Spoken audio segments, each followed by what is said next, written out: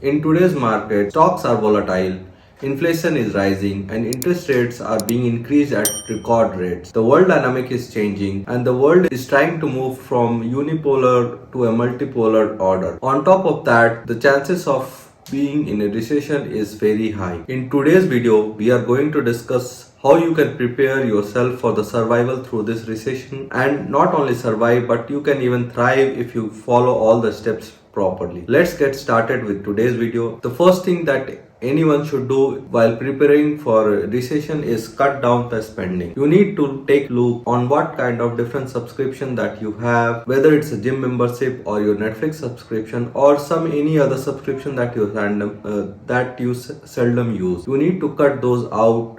You should not only cut the subscription but also cut on your spendings like vacations, taking multiple trips, or eating out almost daily. Point number 2 is start budgeting. Making a budget and sticking to it is one of the cornerstone for your personal finance success. If you are not budgeting, you are actually throwing away your money because you are not aware where your monthly income goes on. You should follow the 50, 30 and 20 rule. What it means is you should spend 50% of your money on the necessities of your life. It could include your rental cost, your home EMI, or expenditures that goes into your internet, phone bill, and on personal expenses like medical bills and groceries. The 30% should go into vacation, trips, going out, buying clothes or any other things. And 20% should always go into investment. And the times like these where the recession is there and you need to cut your spending, you should actually switch the second and third.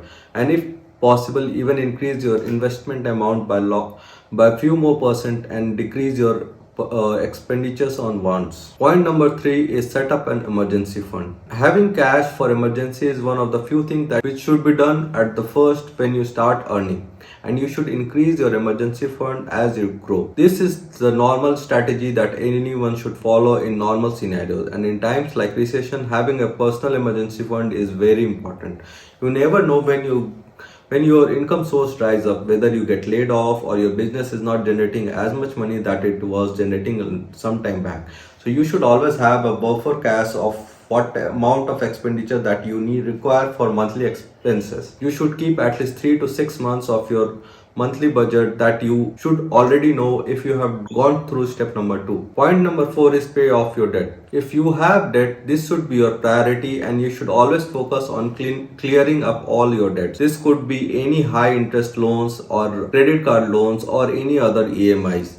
If you have more than one loans or debt, you should list out based on high interest rate and start paying those first. Once you clear up all your debt, you should try not to take any other additional debts. Now, if you are not able to clear up all your debt, you should try to talk to your financial or bank managers and try to get some relief for the short term, because recession is not going to be a long term, so you will be beneficial if you get some interest cut. Point number 5 is set up an high interest rate saving account. Majority of people do not know that in the bank where they have their saving account or their salary account has another option of high interest rate saving account.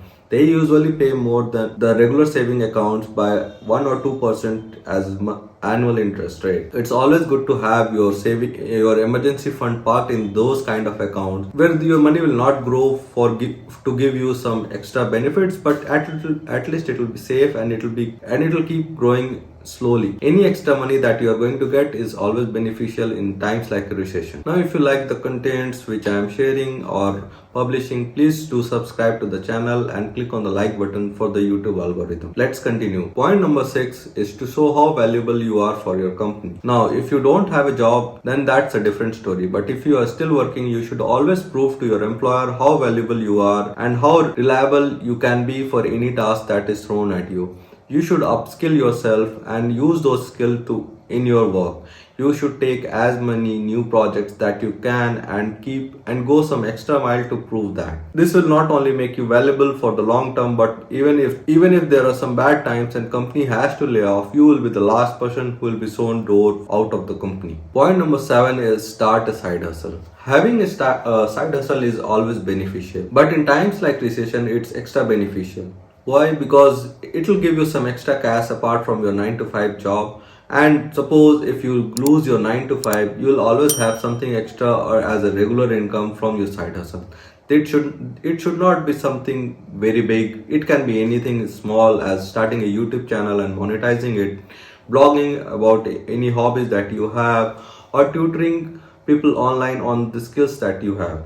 If you want to even monetize on the same skills that you use in your day job, you can always go and check websites like Upwork or Fiverr and get some extra income. Point number 8 is keep on investing. In such time, it's always difficult to see the market going down and keep on investing systematically and see you're not getting any results in short term like 1 month, 2 months, or even 6 months or a year. But you should not even try to time the market thinking that you'll wait for the market to bottom up and then you'll start investing. That's actually a very bad idea. Even professionals find it very difficult or almost impossible to predict when market is going to bottom up. So what happens is when the recession is over and the market changes the mood and start going up, you will always miss the initial bull run. It's always to keep a long-term horizon and keep on investing and average out your investment rate. Point number 9 is to diversify and keep a long-term horizon for your investment. Majority of people do not possess the investment skill to pick up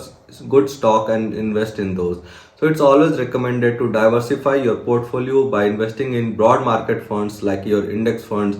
It can be Nifty or S&P 500 or Nasdaq 100 or anything else. You should always keep a long-term view in your investment from 3 to 5 or even 10 years down the line. It can happen that during peak of recession, your portfolio goes down by 20, 30 or even more in a very short duration of time. You should not panic and start selling your investment because you have a long-term vision and the market is always going to make new highs after the recession is over, and recession is not going to last 1 year or 2 years or even 5 years. Even it goes to 5 years or beyond, you will have another 5 years in your portfolio to recover from that point. The only suggestion that I have for you is to stop checking your investment account daily. It will reduce your anxiety and you don't even need to check it daily.